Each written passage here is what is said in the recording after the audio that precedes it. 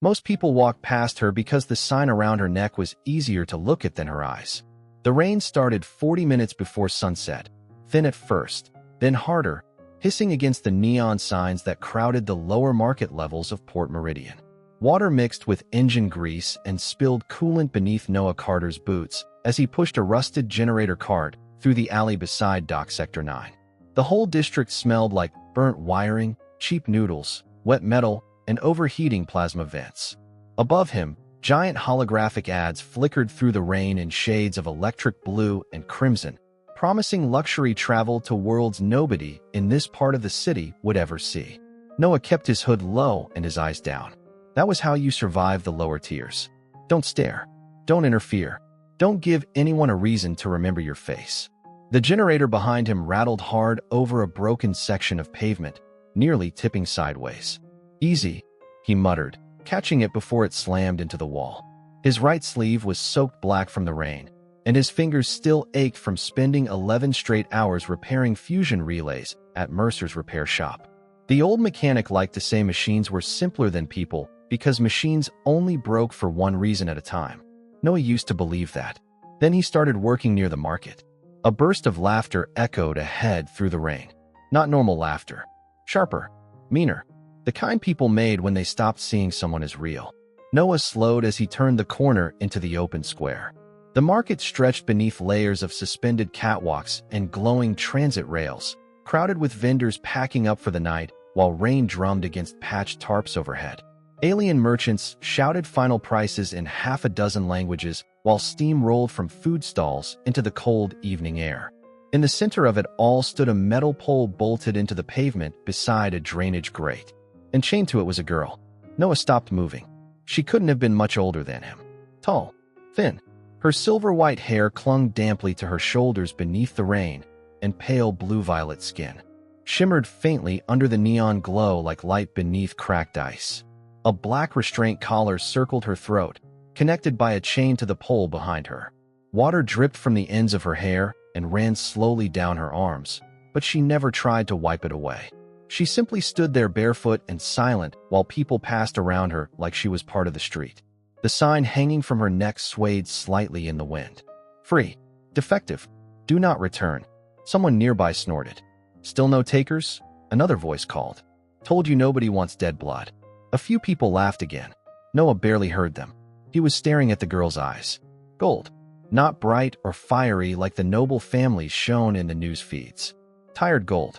The kind that looked like they'd spent too long watching doors close. A small alien child tugged at his mother's sleeve nearby and pointed at the chained girl.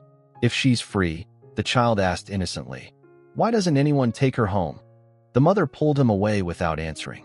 The girl lowered her gaze after that. Just slightly. But no one noticed. Rainwater slid down the sign against her chest. He felt something tighten painfully behind his ribs. He should leave. He knew that. Whatever she was, whatever trouble came attached to that collar, it wasn't his problem. People disappeared in Port Meridian over smaller mistakes than compassion.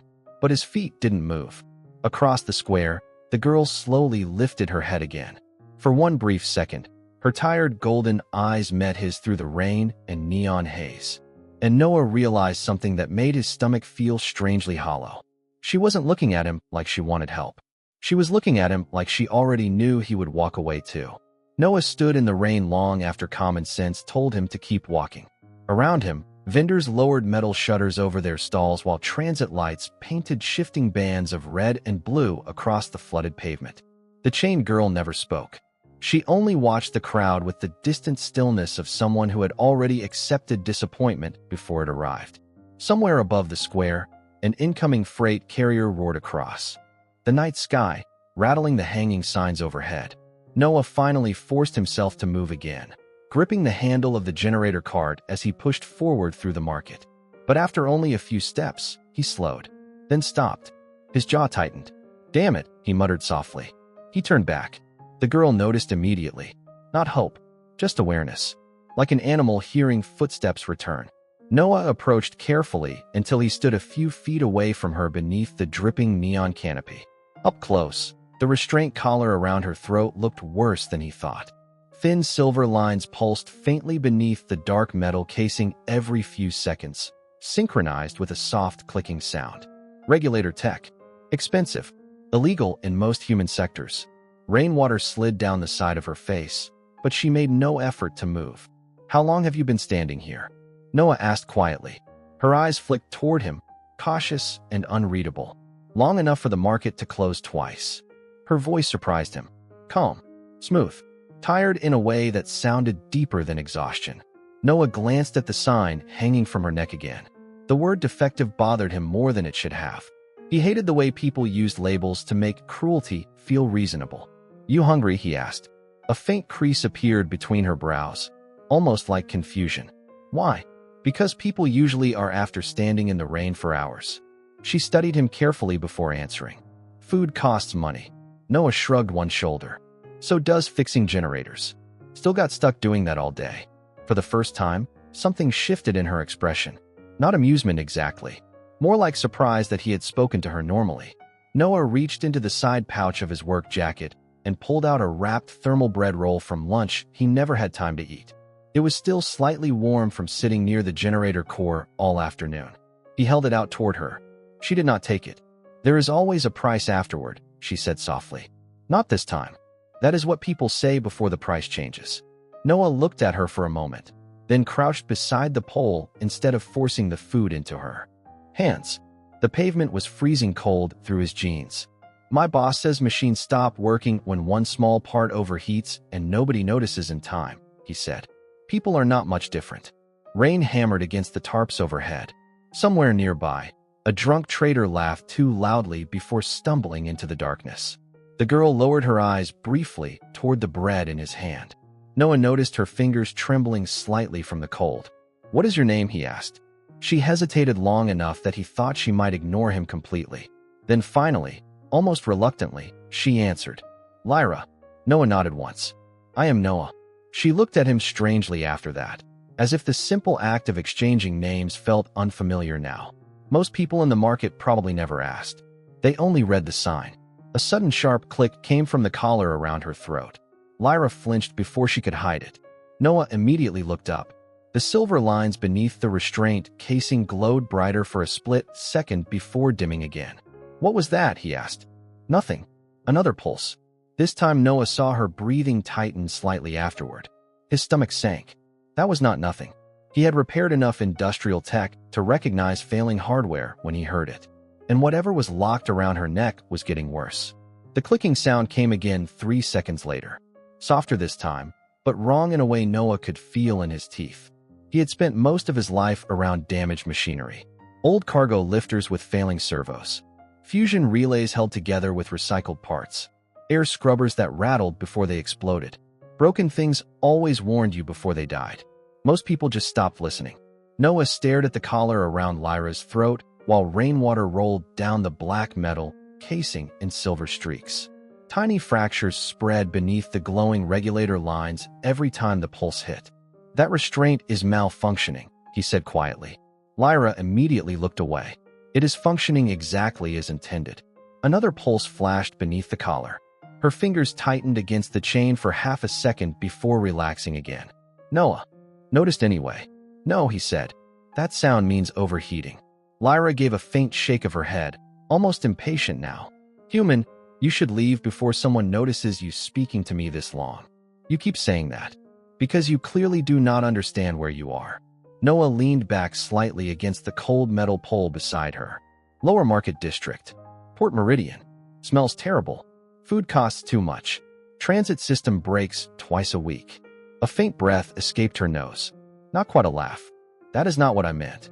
Across the square, the last few vendors were closing shop while rain hammered against the transparent overhead shields. Neon reflections rippled across puddles beneath their feet like liquid light. Somewhere nearby, a maintenance drone drifted overhead, scanning the alleyways with pale blue beams before disappearing into the storm. Noah unwrapped the thermal bread and set it carefully on the crate beside her instead of handing it directly over again. Eat it or do not, he said. I am too tired to argue. Lyra looked down at the bread in silence. Her golden eyes lingered on the rising steam for several long seconds before she finally spoke. You are strange. That is what my boss says every morning. No, I mean, She hesitated, searching for the words. Most species avoid defective bloodlines. It is instinct. Preservation. Noah frowned slightly. Defective according to who? Her gaze hardened again. According to everyone who matters. That answer bothered him more than he expected. Noah glanced at the sign hanging from her neck once more. Free. Defective. Do not return. The words suddenly felt less like information and more like permission. Permission for people to stop caring. Another pulse snapped through the restraint collar. This time Lyra inhaled sharply before masking it. Noah immediately crouched closer, ignoring the cold rain soaking through his clothes. How long has it been doing that? He asked. Several days. Several days? The regulator battery is degrading. And what happens when it fails completely? Lyra stayed silent. Noah looked at her harder. Lyra. Her eyes met his again. Calm on the surface. Exhausted. Underneath. My heart stops. The noise of the market seemed to vanish for a moment after that. Noah heard only rain striking metal rooftops and the distant hum of freight engines overhead. What? He said quietly. The collar monitors biological compliance. She spoke with the detached tone of someone repeating information too many times.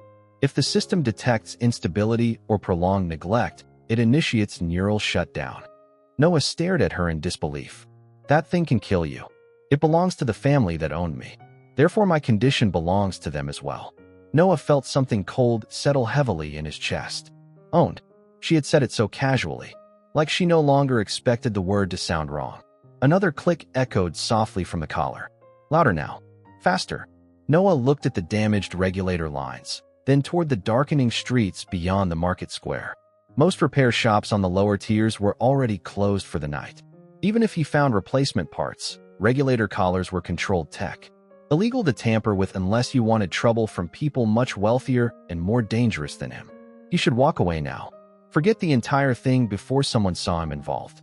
Instead, Noah slowly stood and reached for the generator cart behind him. Can you walk? He asked. Lyra blinked once, caught off guard. Why? Noah tightened his grip on the cart handle and looked directly at her through the rain. Because I know a place with tools. Lyra stared at him as though she had misheard the sentence entirely. Rainwater dripped from the ends of her silver hair, while neon reflections trembled softly across her pale skin. Around them, the market continued shutting down for the night. Metal doors slammed closed one after another with heavy mechanical thuds, and distant transit sirens echoed through the lower levels of Port Meridian like tired whales beneath steel oceans. You cannot remove this collar, she said quietly. Probably true, Noah admitted. Still going to try? Another pulse clicked through the regulator around her throat. Noah saw her jaw tighten slightly afterward. The sound alone made him uneasy now, like a countdown. Nobody else noticed. Lyra lowered her eyes for a moment before speaking again. Human kindness usually ends when inconvenience begins. Noah pushed damp hair out of his face with one hand. Good thing I have been inconvenienced my entire life. A faint flicker crossed her expression again. Confusion maybe, or disbelief. Noah stepped toward the chain connected to the pole and examined the magnetic lock near the base. Cheap industrial housing. Reinforced, but old. Probably designed more for humiliation than actual security. He pulled a compact plasma driver from the tool pouch on his belt and knelt beside it. What are you doing? Lyra asked immediately. Trying not to electrocute myself. That is not reassuring. It is honest. Noah adjusted the plasma driver settings carefully while rain tapped against the back of his hood. Sparks crackled softly as he pressed the tool against the rusted maintenance panel beneath the lock. For a few tense seconds, nothing happened. Then the panel hissed open with a sharp burst of steam. Noah exhaled slowly. Okay, he muttered. That part usually explodes. Lyra blinked at him. Usually? Long story. The internal wiring looked corroded from moisture exposure. Noah disconnected 2 burnt contact pins and manually reset the magnetic release. A low metallic clunk echoed beneath the pole. The chain dropped loose onto the flooded pavement. Lyra froze completely. Noah stood and gently stepped back to give her space. She did not move at first. She only stared down at the broken chain around her ankles as rainwater rippled around it. You are free to leave, Noah said quietly. I am not asking for anything. Her golden eyes slowly lifted toward him again. There was something fragile hiding beneath her calm now. Something carefully buried. I do not understand you, she admitted. Noah gave a tired shrug and grabbed the generator cart handle again. Most people do not. Another sharp pulse snapped through the collar around her throat, stronger this time. Lyra inhaled suddenly and reached instinctively toward the regulator before stopping herself. Noah immediately noticed the tremor in her hand. "We need to move," he said. "Now." The streets beyond the market had grown quieter as night settled deeper over the lower tiers. Neon signs buzzed overhead through curtains of rain, while old ventilation fans pushed warm air through the narrow alleyways. Noah led the way through the crowded maze of back streets, pulling the rattling generator behind him, while Lyra followed several steps back in silence. She walked carefully, almost cautiously, like someone unused to choosing her own direction. A pair of dock workers glanced toward them as they passed beneath a flickering transit bridge. One noticed the damaged collar around Lyra's throat and quickly looked away again. Noah hated that look. Not fear. Recognition. The kind people gave suffering they had decided was normal. "How far?" Lyra asked softly after several minutes. 6 blocks. "You live alone?" Noah glanced back briefly. "Yeah." "Why?" He almost laughed at the question. "Because rent is cheaper when nobody wants the apartment." For the first time since he met her, Lyra looked at him with something other than guarded distance. Not trust yet, but curiosity. Real curiosity. They turned into a narrow service alley lined with leaking coolant pipes and stacked cargo crates covered in rust. At the far end stood a dim repair shop wedged beneath an old transit platform. Half the letters on the sign no longer worked. Mercer Repairs glowed weakly through the rain in faded blue light. Noah stopped at the side entrance and keyed in the manual lock code. The metal door groaned open slowly, releasing warm air that smelled like solder smoke, machine oil, and old coffee. Noah stepped inside first, then glanced back toward her from the doorway. "Come on," he said softly. "You look freezing." Lyra stood motionless beneath the rain for one long second before finally crossing the threshold. The repair shop lights flickered overhead as the door shut behind them, sealing out the rain and noise of the lower city.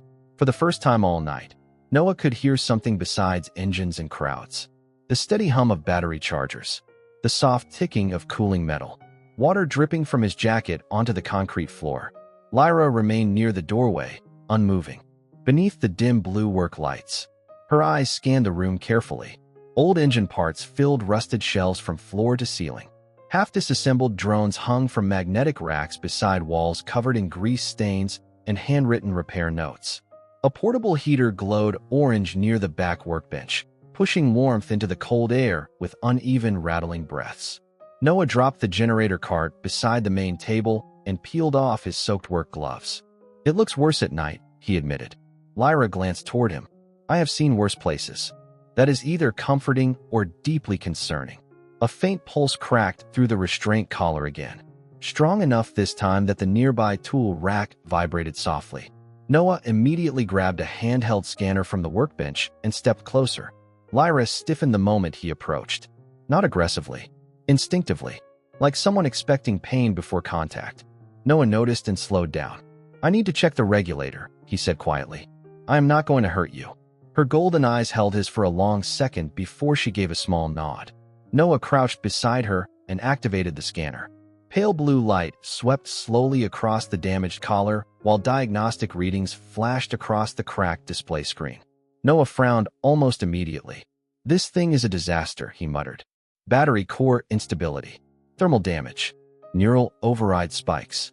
Lyra leaned weakly against the wall behind her. "Can you remove it?" Noah stayed silent for a moment longer than she liked. "Maybe." She noticed the hesitation immediately. "That means no. That means whoever built this wanted it difficult." Another pulse hit.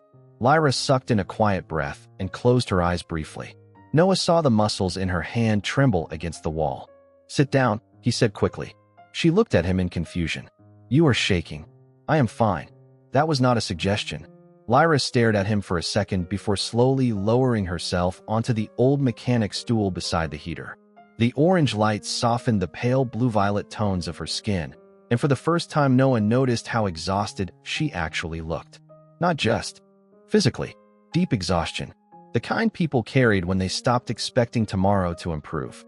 Noah walked to the back storage cabinet and pulled out a folded thermal blanket. He hesitated briefly before offering it to her. Lyra looked down at the blanket like it was something fragile. "You are cold," Noah said. "Humans state obvious things often, usually when nervous." "Are you nervous now?" Noah rubbed the back of his neck awkwardly. "I brought home an alien stranger wearing an illegal restraint collar that can apparently stop her heart. So yes, little bit." To his surprise, Lyra's expression softened slightly. Not a smile exactly, but close enough to change the room somehow. She accepted the blanket carefully and wrapped it around her shoulders. Her fingers lingered against the fabric for a moment like she had forgotten what warmth felt like. Noah turned back toward the workbench before she noticed him staring. "I need replacement parts," he said while sorting through scattered tools and cables. "The regulator inside your collar is burned almost completely out." "How long? Until it fails?" Noah glanced at the scanner screen again. The numbers made his stomach sink. "Maybe 12 hours. Silence settled heavily between them after that. Outside, thunder rolled faintly through the city while rain hammered against the old transit platform overhead. Noah searched through drawers for compatible wiring modules while Lyra sat quietly near the heater. Eventually, her voice came softly through the workshop. "Why did you really bring me here?" Noah paused with a screwdriver still in his hand. He thought about lying, saying he felt responsible, saying he hated injustice, saying something noble. Instead, he answered honestly, "Because everyone looked at you like you were already gone." The heater crackled softly between them. Lyra lowered her gaze into the orange glow without speaking. And for the first time since he met her, Noah realized she was no longer watching the door. Noah spent the next hour tearing apart half the repair shop looking for parts that barely existed anymore. Drawers slammed open and shut beneath the harsh white work lights while rain rattled endlessly against the roof overhead.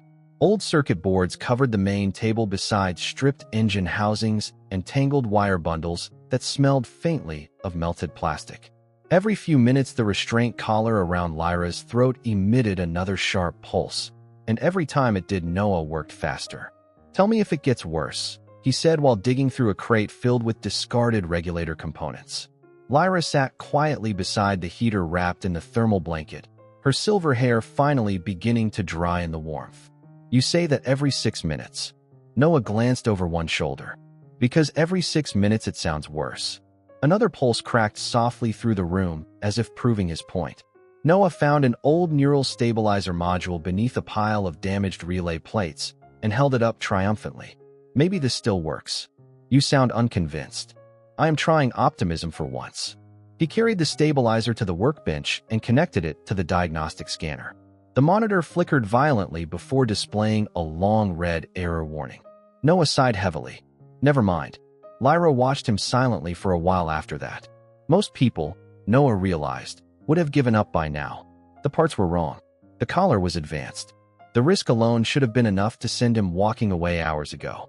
But every time he looked at the damaged regulator digging into her throat, something in him refused to stop trying. Maybe because he knew what it felt like when people decided you were not worth the trouble anymore. "You should sleep," Lyra said quietly after a while.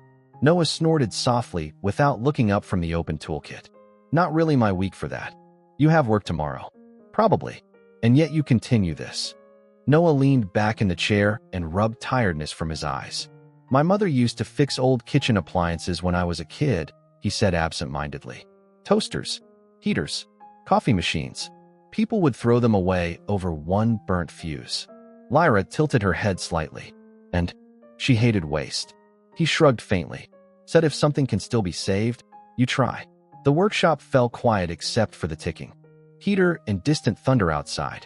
Noah did not notice Lyra watching him differently after that. He only noticed when the scanner suddenly beeped. Noah straightened immediately and leaned toward the display. A compatibility match flashed across the cracked screen. Not perfect, but close enough. "Okay," he breathed. "That might work." Lyra sat forward slightly.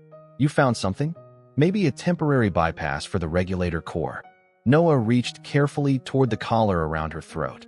"I need to connect directly into the housing." Her body stiffened instantly. Noah stopped before touching her. "Hey," he said gently. "I am not going to force you." Lyra lowered her eyes. Most handlers did not ask permission first. The sentence landed harder than Noah expected. For a second, he just stared at her in silence while rain whispered against the rooftop above them. Then he slowly pulled his hand back. You do not ever have to explain things like that to me, he said quietly. Lyra looked genuinely confused by the response. Noah grabbed a small mechanic stool and rolled it closer to her instead. Can I? He asked again, softer this time. Several long seconds passed before Lyra finally gave a small nod. Noah moved carefully, slowly attaching the bypass cables to the exposed regulator ports beneath the collar casing. Her breathing tightened slightly when his fingers brushed the cold metal near her neck, but she did not pull away. The scanner hummed louder as diagnostic code streamed across the screen. Then suddenly the collar emitted a violent burst of static. Lyra gasped sharply and grabbed the edge of the stool. Noah immediately disconnected the cable. Sorry, he said quickly. Sorry. The collar lights dimmed again, but not completely. Lyra closed her eyes for a second, steadying her breathing. Noah felt sick. I hurt you. No, she whispered quietly. You stopped. He looked at her then, really looked at her, at the exhaustion beneath her calm expression, at the caution still lingering in every movement. And Noah realized something deeply uncomfortable. Lyra was reacting to kindness like it was the unfamiliar thing. The storm outside grew heavier as midnight settled over Port Meridian. Rain hammered the old transit tracks above the repair shop hard enough to shake rust flakes loose from the ceiling beams. Noah sat cross-legged on the concrete floor beside the workbench, surrounded by open toolkits, burnt regulator parts, and 3 empty coffee cups that had long gone cold. Every few minutes he rubbed tiredness from his eyes and kept working anyway. Across the room, Lyra remained near the heater, wrapped quietly in the thermal blanket. The orange glow flickered across her silver hair, while soft steam rose from the damp fabric drying around her shoulders. The restraint collar still pulsed faintly now and then, but less violently after Noah disconnected the damaged feedback loop. Temporary relief. Nothing more. You should rest, Lyra said softly. Noah did not look up from the dismantled regulator module in his hands. You already tried that line, and you ignored it again. Consistency is important. A faint sound escaped her nose. Not quite laughter, but closer than before. Noah noticed it immediately. It made something in the room feel warmer than the heater ever could. He carefully soldered 2 contact wires together while the smell of heated metal filled the air. There, he muttered. Maybe. You say that often too. That is because I am making this up as I go. Lyra studied him quietly for several seconds. That should concern me more than it does. Noah finally glanced toward her. She was sitting differently now, less rigid. One leg tucked slightly beneath her while the blanket rested loosely around her shoulders instead of clenched tightly in her hands. Small changes, but real ones. You are staring, she said calmly. Noah looked away immediately. Sorry. Why apologize? Humans do that when caught being weird. Lyra tilted her head slightly. You are very strange for someone from a species famous for confidence. Noah snorted softly. You have clearly met the wrong humans. Silence settled again, comfortable this time. Outside, distant ship engines groaned through the storm, while neon light leaked faintly through the shop windows in shifting colors. Noah eventually stood and crossed to the old food synthesizer near the back wall. The machine buzzed unhappily when he smacked the side twice. Come on, he muttered. Please survive one more night. The synthesizer wheezed before dispensing 2 steaming cups of broth that smelled vaguely like pepper and garlic. Noah looked impressed. That is the best it has done in months. He handed one carefully to Lyra. She accepted it slowly, staring at the steam curling upward from the cup. You continue giving me things, she said quietly. Noah shrugged and leaned back against the workbench with his own cup warming his hands. You keep looking cold. Lyra lowered her eyes to the broth. In my world, unwanted people are not cared for. That sounds exhausting. Efficiency is valued above sentiment. Noah blew gently across the hot broth before taking a sip. Yeah, humans are pretty bad at efficiency. I noticed. There it was again. That almost smile. Small and uncertain, like she had forgotten how facial expressions worked after too long alone. Noah found himself smiling back before he realized it. Lyra noticed that too. The moment stretched quietly between them beneath the humming workshop lights. Then another pulse cracked through the collar. Stronger this time. Lyra's hand tightened sharply around the cup as pain flashed briefly across her face. Noah immediately set his drink down and grabbed the scanner again. Damn it! The readings on the screen dropped lower than before. Core stability was collapsing faster now. Noah felt his stomach twist. "What?" Lyra asked softly, already reading the answer in his expression. Noah hesitated. "The regulator is burning through backup power." "How long?" He stared at the screen for a second too long. "Maybe 6 hours now." The workshop suddenly felt colder despite the heater still glowing beside them. Rain battered the windows harder outside, while warning lights flickered across the scanner display in angry red pulses. Lyra looked down into the untouched broth in her hands. "You should leave before this becomes dangerous for you." Noah looked at her in disbelief. "You think I am stopping now?" "Most would." Noah stepped closer and crouched beside her chair again. Tiredness lined his face beneath the harsh workshop lights, but his voice stayed steady.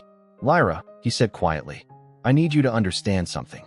Her golden eyes slowly lifted toward his. Noah held her gaze for a long moment before speaking again. "Nobody gets abandoned in my shop." For several seconds Lyra said nothing at all. She simply looked at him across the dim workshop while rain pounded the city outside like static against metal skin. The heater beside her crackled softly, casting warm orange light across the silver edges of her hair, but Noah could still see the uncertainty in her eyes. Not because she doubted him, because some part of her no longer understood how to believe words like that. Noah stood again and returned to the workbench before the silence became uncomfortable. He preferred fixing things to emotional conversations anyway. Machines made more sense. Machines broke honestly. People usually hid it until the damage spread everywhere. He picked up the damaged regulator housing and rotated it beneath the task light. Tiny fractures spread deeper through the internal circuitry every minute. The collar was not just failing anymore. It was collapsing. "Who made this thing?" he asked while adjusting the scanner focus. Lyra hesitated. "The Vale Authority engineers." Noah looked up briefly. "That sounds expensive." "It is." "Then why build something this unstable?" Lyra lowered her gaze toward the floor. "Because it was never designed for long-term survival." Noah stopped moving entirely after that. The workshop suddenly felt much quieter. "What does that mean?" he asked carefully. Lyra remained silent for several seconds while rainwater crawled slowly down the windows behind her. Finally, she spoke in a calm voice that sounded too practiced. "The collar was attached after my exile hearing." Noah frowned. "Exile? My family governs one of the oldest bloodlines in the Celestine sectors." She gave a faint bitter smile. "Or they did before I embarrassed them." Noah leaned back against the workbench with his arms crossed. "How exactly does somebody end up chained in a market with a sign around their neck?" Lyra stared into the heater glow while she answered. "I was born unable to produce genetic heirs." Noah blinked once. "That is it. For my people, lineage is everything." Her voice stayed calm, but Noah noticed her fingers tightening slightly around the blanket again. "Every alliance, every inheritance, every political contract depends on continuation of bloodlines. A daughter without heirs is considered," she paused briefly, "economically defective." Noah stared at her in disbelief. "That is the dumbest thing I have ever heard." Lyra looked at him, surprised by the immediate answer. Noah shook his head and tossed a screwdriver onto the table harder than intended. "You are telling me they threw you away because of biology?" "Because of value," she corrected softly. "Same thing to them." Noah let out a tired breath through his nose. Somewhere above the shop, thunder rolled through the old transit tunnels while warning lights continued blinking across the scanner display beside him. He had spent most of his life around people who measured worth in usefulness. Repair quotas, rent payments, productivity hours. But hearing someone speak about themselves like broken inventory made his chest ache in a way he could not explain. "Humans are weird," he muttered eventually. Lyra tilted her head slightly. "You mentioned that before." "No, I mean biologically." Noah grabbed another damaged regulator piece and started stripping wiring from it. "Human history is basically one long series of disasters caused by people doing irrational things for each other." Lyra watched him carefully. "That sounds inefficient." "Extremely." Noah glanced toward her with a faint, tired smile. "Still kind of our thing, though." For the first time since arriving at the workshop, Lyra smiled back fully. Small, soft, gone almost immediately, but real enough to make Noah forget what he was holding for half a second. Then the restraint collar suddenly emitted a violent pulse of white static. Lyra gasped sharply as the heater lights flickered. Noah dropped the tools instantly and rushed toward her. The collar glowed brighter than before now, unstable energy rippling beneath the cracked metal casing like lightning trapped under glass. Noah grabbed the scanner and looked at the readings. His blood ran cold. "No," he whispered. Lyra steadied herself against the side of the chair, breathing uneven now. "What happened?" Noah stared at the warning indicators flashing red across the display. The core just entered emergency termination mode. Another pulse erupted from the collar, strong enough this time that the lights overhead dimmed briefly. Noah looked back at her, panic finally breaking through his calm. "Lyra," he said quietly, "I think we are out of time." The scanner alarm would not stop blinking. Red warning symbols crawled across the cracked display screen, while the restraint collar around Lyra's throat emitted sharp, unstable pulses that made the workshop lights flicker every few seconds. Noah moved fast now, throwing open storage drawers and pulling apart old regulator units with shaking hands. Metal tools clattered across the workbench while rain thundered above the city hard enough to rattle the windows. "Tell me exactly what emergency termination means," he said without looking up. Lyra sat rigidly in the chair beside the heater, one hand gripping the edge of the blanket tightly enough for her knuckles to pale beneath blue-violet skin. "The collar will stop attempting correction," she answered quietly. And Noah snapped. A pulse burst from the regulator again. Lyra inhaled sharply before forcing her voice steady. "And it will complete the shutdown process." Noah froze for half a second at those words before continuing faster than before. He ripped open an old circuit case and dumped dozens of damaged microconnectors across the table. None matched. None were enough. "No," he muttered under his breath. No, come on." The workshop smelled like hot wiring and solder smoke now. Noah grabbed another scanner module and connected it directly into the collar diagnostics. Static crackled across the screen before a corrupted systems diagram appeared. One tiny blinking section near the center flashed violently red. Noah stared at it. Then suddenly he understood. "The governor chip," he whispered. Lyra looked toward him weakly. "What?" Noah zoomed the display closer. "The collar is not failing because the battery is dead. The governor chip is intentionally overloading the neural core." He looked at her in disbelief. "They built it to destroy itself." Lyra lowered her eyes silently. Noah felt anger rise sharp and sudden in his chest. Not loud anger. Worse. The cold kind. The kind that made your hands steady. "Okay," he said quietly. "Then we remove the governor." Lyra looked up immediately. "That is impossible." "Probably." Noah yanked open another drawer and grabbed a precision plasma cutter. Still trying. Another pulse surged through the collar.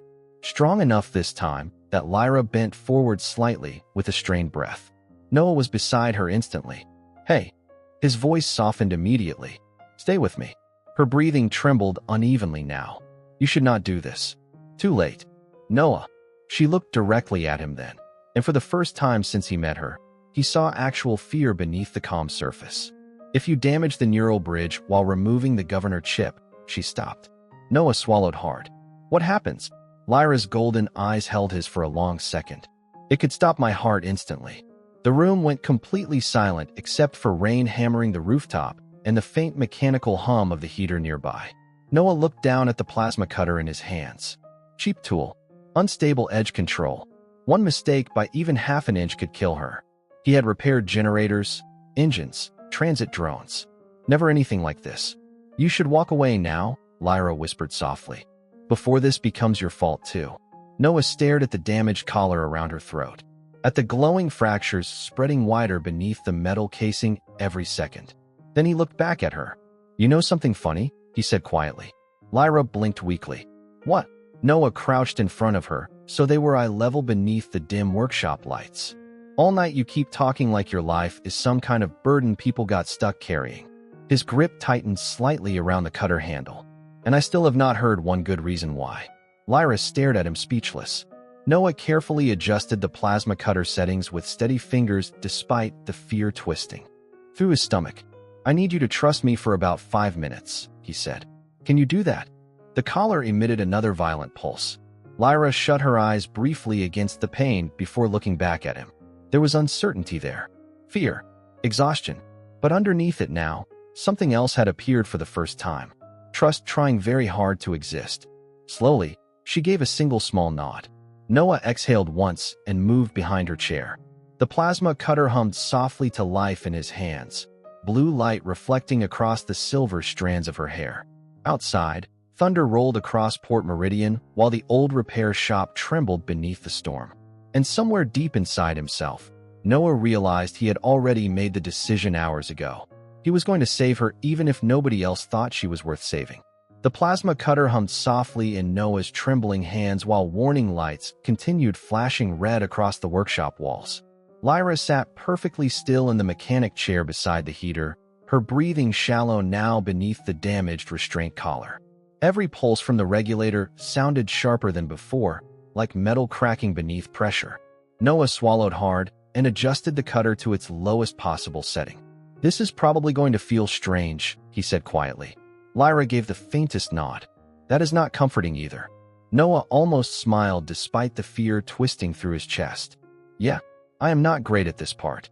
Outside, thunder rolled over Port Meridian while rain streamed endlessly down the cracked windows of the repair shop. The entire city felt distant suddenly, reduced to muffled noise beyond the glow of work lights and the sound of Lyra's uneven breathing. Noah leaned closer to the collar, carefully sliding the cutter tip beneath one of the fractured side panels. Tiny sparks hissed into the air as he began separating the outer casing from the neural bridge underneath. The smell of heated metal immediately filled the room. Lyra's fingers tightened around the edge of the blanket, but she did not move. "Almost there," Noah whispered more to himself than her. The scanner display flickered violently beside them. Emergency termination countdown active. For minutes, 22 seconds. Noah's pulse hammered in his ears. He carefully peeled back the damaged panel until a cluster of glowing internal circuitry became visible beneath the collar housing.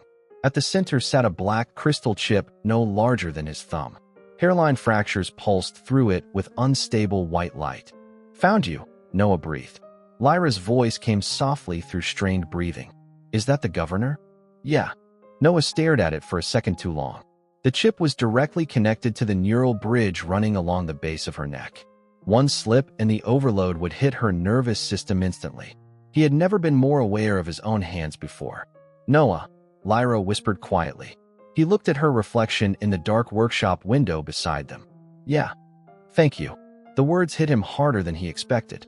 Noah blinked once before forcing himself back into focus. "Save the dramatic speeches until after I do not accidentally kill us both." Another pulse surged through the collar, strong enough this time that Lyra flinched sharply with a strained gasp. The scanner countdown dropped below 4 minutes. Noah inhaled slowly and steadied the cutter against the side of the governor chip. "Okay," he murmured. "Okay. Easy." The plasma edge touched the crystal housing. White sparks burst outward instantly.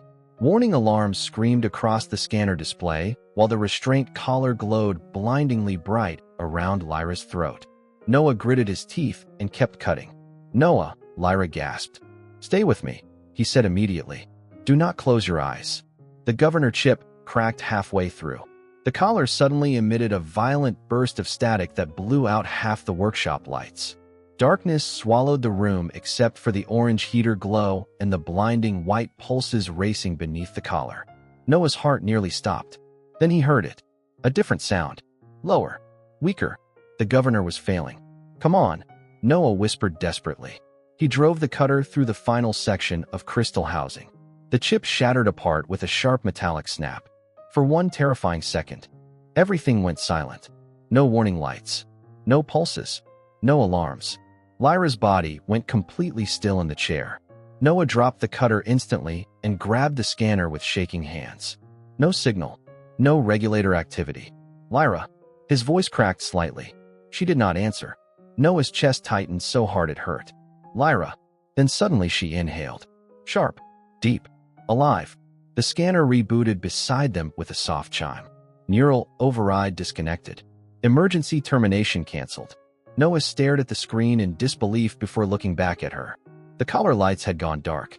Completely dark. Lyra slowly lifted one trembling hand toward her throat. Her fingers brushed the dead metal casing carefully, almost like she could not believe it either. "It stopped," she whispered. Noah let out a breath he did not realize he had been holding. His knees nearly gave out from relief alone. Lyra looked up at him then, golden eyes wide and unguarded in a way he had never seen before. "You saved me," she said softly. Noah sat down hard on the floor beside the chair, exhausted beyond words. "Yeah," he breathed quietly. "Looks like we both survived." The rain finally began to weaken sometime before dawn. Water still streamed down the windows of the repair shop in silver trails, but the thunder had faded into distant rumbles far above Port Meridian. Inside the workshop, the air smelled like burnt circuitry, overheated tools, and cooling metal. Noah sat slumped against the side of the mechanic chair with exhaustion pulling heavily at every muscle in his body. Across from him, Lyra remained perfectly still, her fingers resting lightly against the dead restraint collar around her throat as though she expected it to wake up again. But it never did. No pulses, no warning lights, no countdown, just silence. Real silence. Noah watched her carefully for a moment before finally speaking. "You okay?" Lyra lowered her hand slowly from the collar. "I do not know." Her voice sounded different now, softer somehow, less restrained. Noah gave a tired nod. "Fair answer." He pushed himself upright with a groan and shuffled toward the workbench. Every joint in his body protested the movement. He looked like he had aged 10 years overnight. Lyra watched him quietly while he searched for clean bandages and disinfectant spray among the piles of scattered tools. "What are you doing?" she asked. Noah glanced down at his hands. Tiny burns and shallow cuts covered his fingers from the plasma cutter and damaged wiring. "Apparently, I forgot humans are not fireproof." Lyra stared at the injuries for a second before standing slowly from the chair. Noah instinctively stepped forward in case she lost balance, but she steadied herself alone. For a brief moment, surprise crossed her face. "It does not hurt anymore," she whispered softly. Noah looked at the discarded collar on the floor beside the chair. The black metal casing looked strangely small now. Powerless. Empty. "Good," he said quietly. Lyra took a careful breath, like she was testing the air itself. Noah realized then that this might be the first moment in years where nobody was controlling her heartbeat, her movements, or her future. The thought hit him harder than expected. Lyra slowly crossed the workshop floor toward him. No chains, no hesitation, just soft footsteps against concrete beneath the dim work lights. Noah looked up as she stopped beside the workbench. Her golden eyes drifted toward the cuts on his hands again. "You are injured because of me." Noah shrugged faintly while cleaning one of the burns. "Comes with the job. Repair technician, trying to help people who clearly stress me out." To his surprise, Lyra laughed softly. A real laugh this time. Quiet and brief, but warm enough to change the entire room. Noah blinked at her for half a second, caught completely off guard. Lyra seemed surprised too, like the sound had escaped accidentally. Then suddenly the old wall monitor near the workshop entrance crackled to life. Both of them turned immediately toward the screen. Static flickered across the damaged display before a bright emergency broadcast symbol appeared. Noah frowned. "That is weird." The screen stabilized into a polished news feed from the upper city sectors. A sharply dressed anchor appeared beneath glowing white headlines scrolling rapidly across the bottom of the screen. "Missing VEL family asset. Report all sightings immediately." Noah's stomach dropped. Lyra went completely still beside him. Then the screen shifted to an image. Her image. Clean. Elegant. Dressed in silver ceremonial robes with glowing white markings along her skin. Nothing like the frightened girl chained in the market hours earlier. Noah stared at the screen in disbelief. "Lyra." The news anchor continued speaking calmly, while bounty numbers flashed beneath her portrait. "The missing Vale biological asset is considered unstable property belonging to House Vale authority interests. Citizens are advised that harboring or assisting this individual constitutes federal obstruction under Celestine trade law." Noah slowly looked toward Lyra. Her expression had gone distant again. Not afraid. Worse. Resigned. "You are nobility," he said quietly. Lyra did not answer immediately. Outside, early morning light began bleeding faintly through the rain clouds beyond the city skyline. Finally, she spoke without looking at him. "I told you my family governed one of the oldest bloodlines in the sectors." Noah stared at the massive reward notice glowing across the monitor. The number alone could buy him a better apartment, clear his debts, maybe even let him leave the lower tiers forever. Then he looked back at Lyra standing silently beside the workshop lights with the dead collar still resting around her neck like a scar. And somehow the decision felt easy. The reward notice remained glowing across the workshop monitor long after the broadcast ended. Bright white numbers reflected against the cracked screen, while soft static hissed through the speakers. Noah stood motionless beside the workbench with his arms folded tightly across his chest. The amount offered for Lyra's return was more money than he had seen in his entire life. Enough to escape the lower tiers forever. Enough to stop fixing broken machinery 12 hours a day just to survive another month. Enough to finally breathe. But every time Noah looked toward Lyra standing silently near the heater, all he could think about was the sign hanging around her neck in the market. Free. Defective. Do not return. He hated those words now. Hated how easy it had been for an entire city to accept them. You should turn me in, Lyra said quietly. Noah looked at her immediately. No, you did not even think about it. I did. He glanced briefly toward the reward number still glowing on the screen. For maybe half a second, Lyra lowered her eyes. That was still longer than most. Noah let out a tired breath through his nose and crossed the workshop toward the old monitor. He shut the broadcast off completely. Silence returned to the room except for rain dripping softly from the transit platforms outside.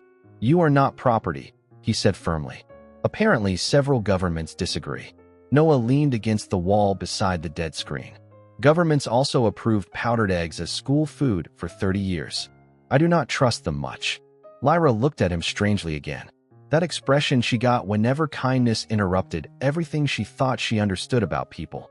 You joke when you are uncomfortable, she observed softly. You noticed that? I notice many things. Noah rubbed one hand over his tired face before glancing toward the windows. Dawn light slowly spilled across Port Meridian now, pale gold mixing with fading neon beyond the rain clouds. The city looked quieter from here. Less cruel somehow. What happens if they find you? He asked eventually. Lyra remained silent long enough for him to regret asking. Then she answered, House Vale cannot publicly execute a blood heir. It would damage their political image. Noah frowned slightly. But disappearances are easier. The calm way she said it made his chest tighten, like she had already accepted the possibility long ago. Noah walked slowly back toward the mechanic chair and picked up the dead restraint collar from the floor. Without power, it looked almost pathetic. Just cold metal and cracked circuitry now. Hard to believe something so small had controlled her entire existence only hours earlier. My people believe usefulness determines value, Lyra said quietly behind him. Children are raised to compete for status from the moment they can speak. Productivity, genetics, political worth. Noah turned, the collar slowly in his hands. Sounds exhausting. It is survival. Noah looked up at her. No. Survival is fixing heaters during winter because your landlord will not. Survival is eating instant noodles for 6 straight days because rent went up again. He set the collar down firmly on the workbench. What your people built sounds like fear pretending to be civilization. Lyra stared at him speechless. Noah shrugged awkwardly after a second. Sorry, humans get dramatic when tired. But Lyra did not look offended. If anything, she looked unsettled in a different way now. Like Noah had said something dangerous simply by disagreeing with the rules she grew up believing were absolute. Suddenly, a loud metallic clank echoed somewhere outside the repair shop. Both of them froze instantly. Another sound followed. Heavy footsteps splashing through rainwater in the alley beyond the workshop door. Noah's eyes narrowed immediately. Stay here. He moved toward the side window carefully and lifted the edge of the rusted security blind just enough to see outside. 3 dark vehicles hovered at the entrance to the alley beneath the rain. Sleek black transport carriers with glowing silver insignias across their hulls. Vale insignias. Noah's stomach dropped. Figures stepped out beneath the storm, wearing long white coats lined with silver armor plating. Clean. Precise. Expensive. Nothing like the lower city around them. One of them held a scanning device, glowing faint blue through the rain. Noah stepped back from the window immediately. They found you. Lyra's face went pale beneath the workshop lights. Not from fear for herself. Noah realized it instantly. Fear for him. Noah, she whispered urgently. You need to leave now. Noah looked toward the old repair shop around them. The tools. The heater. The tiny room where Lyra had finally stopped looking at the door. Then he looked back at her. Yeah, he said quietly while reaching for the plasma cutter on the workbench. That is probably not happening. The footsteps outside stopped directly in front of the repair shop door.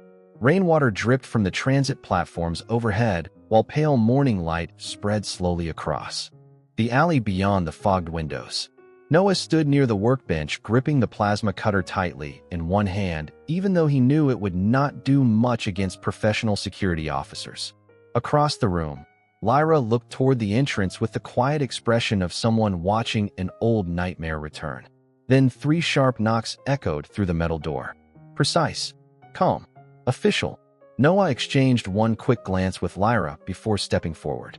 "Stay behind me," he said quietly. Lyra looked almost startled by the sentence itself. Noah keyed the manual lock and pulled the door open halfway. Cold rain-scented air rushed immediately into the workshop. 3 figures stood outside beneath the gray dawn sky, dressed in long white coats trimmed with silver. Their uniforms looked untouched by the mud and rust surrounding the lower city. At the center stood an older alien man with pale bronze skin and silver markings running along his jawline. His eyes settled calmly on Noah first, then shifted past him into the workshop toward Lyra. "Lady Lyra," he said softly, "you are alive." Lyra remained still behind Noah, but her expression changed instantly. Not fear this time. Recognition. "Counselor Seraphel," she said quietly. Noah frowned slightly. "Friend of yours?" The older man's gaze returned to Noah. "Former advisor to House Vale Governance." His eyes moved briefly toward the dead restraint collar resting on the workbench. For the first time, surprise flickered across his composed expression. "You removed the governor restraint." Noah crossed his arms carefully. "Yeah, turns out trying to kill people makes collars unpopular." One of the armored escorts beside Seraphel stiffened at the remark, but the older advisor simply studied Noah silently for several seconds. Then, unexpectedly, he bowed his head slightly. "You saved her life." Noah blinked once. Was not really planning on letting her die. The advisor looked toward Lyra again. "Your disappearance caused significant division within the upper houses. Several members believed your exile unnecessary." Lyra's golden eyes narrowed faintly. They remained silent while it happened. Politics often mistakes. Silence for survival. Noah snorted softly. "That is a terrible slogan." To his surprise, Seraphel almost smiled. Outside, rain continued dripping steadily from the rooftops while distant traffic began waking across Port Meridian. The city was moving on with another day. Noah looked toward Lyra carefully. "So what happens now?" For a moment nobody answered. Then Lyra slowly stepped forward from behind him. No chains, no restraint pulses, just quiet footsteps against concrete floors. The advisor watched her closely as she approached. "House Vale expected to recover property," Lyra said calmly. Instead, they discovered witnesses. Seraphel remained silent. Lyra turned slightly toward the workshop around them, toward the heater still glowing softly beside the mechanic chair, toward the scattered tools and burnt wires covering the workbench where Noah had fought all night to keep her alive. "An entire city watched me chained in the market," she continued quietly. "Only one person treated me as though my life belonged to me." The advisor lowered his gaze briefly. Noah shifted awkwardly beside the door. Compliments made him uncomfortable. Lyra looked toward him then, really looked at him. The tired mechanic from the lower tiers with burnt hands and oil stains on his jacket. The human boy who saw a person where everyone else saw defective property. "I will not return to House Vale as I was before," she said softly. Seraphel nodded once after a long silence. "Then perhaps House Vale must change as well." The workshop grew quiet again after that. Not tense, just still. Morning light spilled through the rain clouds outside in pale silver beams, washing softly across the cluttered repair shop. Noah finally set the plasma cutter down on the workbench with an exhausted sigh. "So," he muttered, "does this mean I still have to go to work today?" Lyra laughed softly beside him, and this time the sound carried warmth instead of surprise. Seraphel watched the two of them carefully before speaking one final time. "For what it is worth, human," he said quietly, "most civilizations spend centuries searching for what makes a species strong." His eyes shifted toward Lyra standing freely beside the workshop window. "It appears your people solved it long ago." Noah looked embarrassed immediately. "Honestly, we mostly just panic and improvise." But as the rain finally began to fade above Port Meridian, Lyra's hand brushed lightly against his for the first time without fear. And neither of them moved away.